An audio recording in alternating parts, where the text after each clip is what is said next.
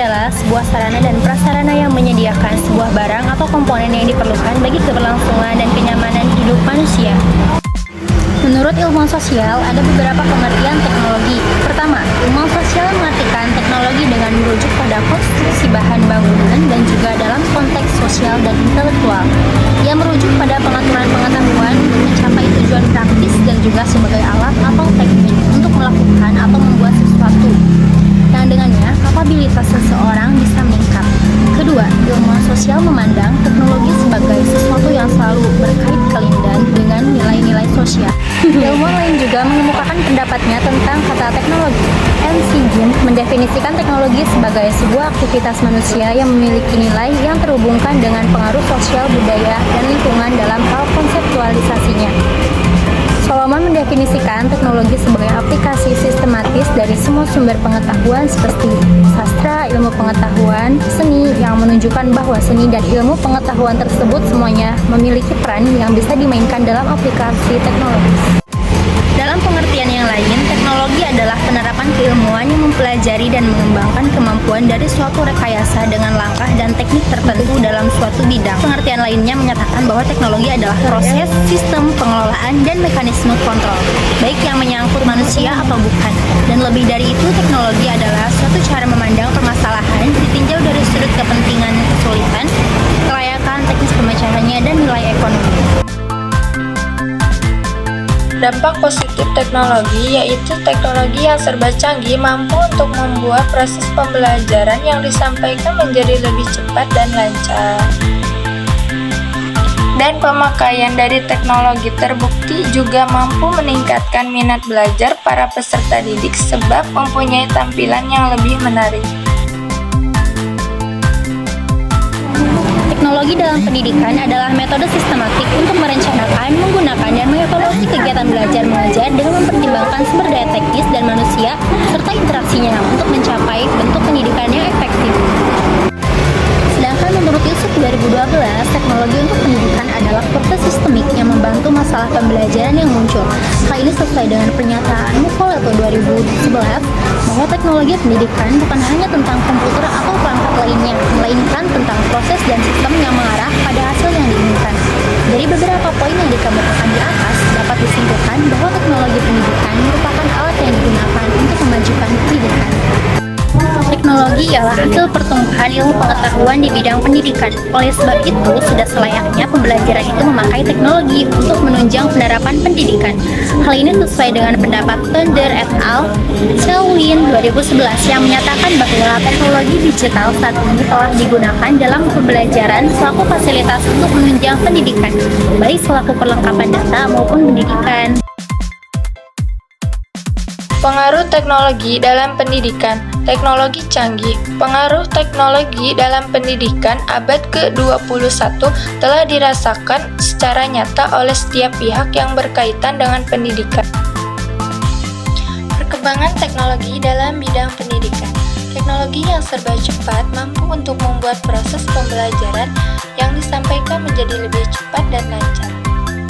Manfaat teknologi dalam bidang pendidikan yaitu yang pertama meningkatkan kemampuan belajar, yang kedua menambah informasi, dan yang ketiga adalah memudahkan akses belajar dan lain-lain.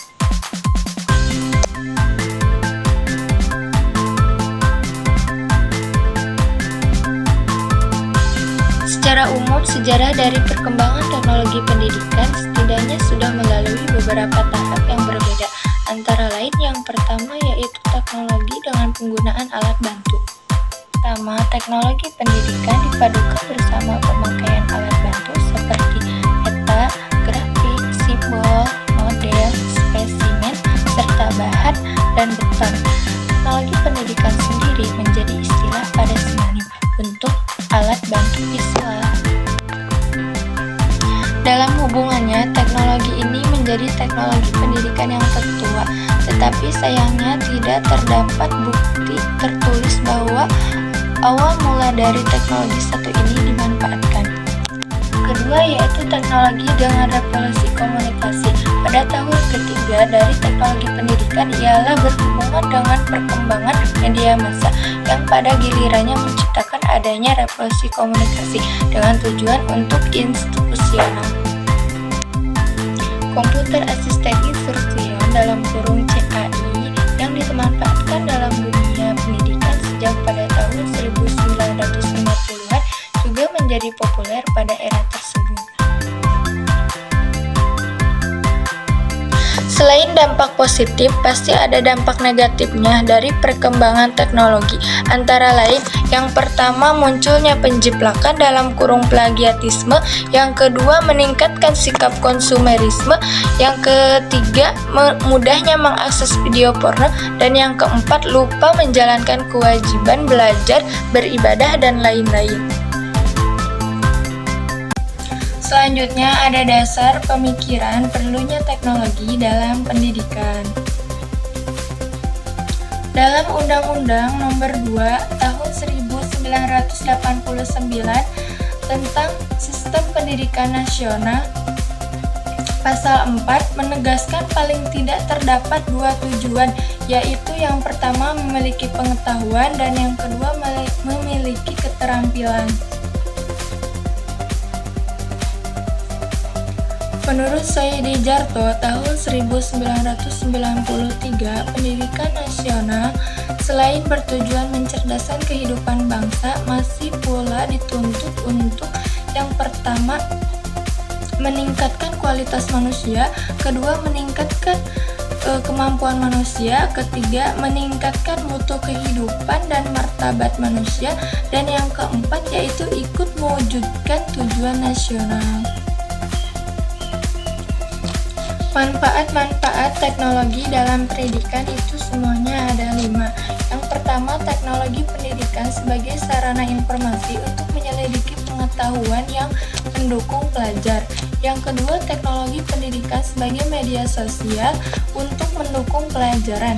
Dan yang ketiga, teknologi pendidikan dapat meningkatkan mutu pendidikan atau sekolah-sekolah. Yang keempat, teknologi pendidikan dapat meningkatkan efektivitas atau efisien proses belajar atau mengajar. Dan yang terakhir yaitu teknologi pendidikan dapat mempermudah mencapai tujuan dan pendidikan. Adapun kekurangannya teknologi dalam pendidikan yaitu meliputi satu, pihak guru yang tidak bisa menoperasikan atau menguasai akan tertinggal oleh siswa. Kedua, teknologi pendidikan sebagian besar memerlukan biaya yang mahal. Ketiga, keterbatasan sarana prasarana sekolah akan menghambat inovasi pendidikan.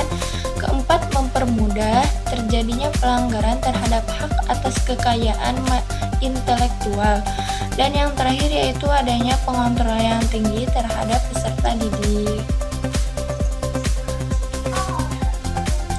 Macam-macam teknologi pendidikan yaitu dalam setiap perkembangan zaman, metode kurikulum, dan yang lainnya pasti mengalami yang namanya perubahan dan juga teknologi serta SDM yang kritis untuk bisa menghasilkan daya cipta dan hasil yang baik sebagai bentuk perubahan pendidikan.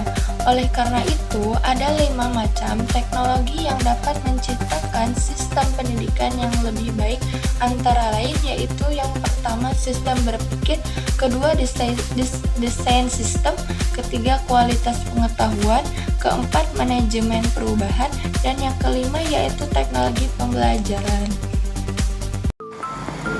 Di abad ke-20 ini, teknologi tidaklah asing bagi semua manusia, terlebih bagi pendidik dan peserta didik. Teknologi sangatlah penting untuk mengembangkan kemampuan anak didik dan memudahkan proses pembelajaran.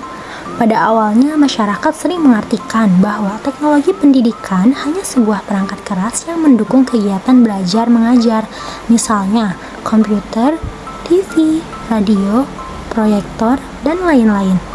Tapi sebenarnya teknologi pendidikan bukan hanya sekedar perangkat keras saja. Ada juga perangkat lunak yang meliputi menganalisis dan mendesain urutan waktu atau langkah-langkah belajar berdasarkan tujuan yang ingin dicapai dengan metode penyajian yang serasi dan penilaian keberhasilannya.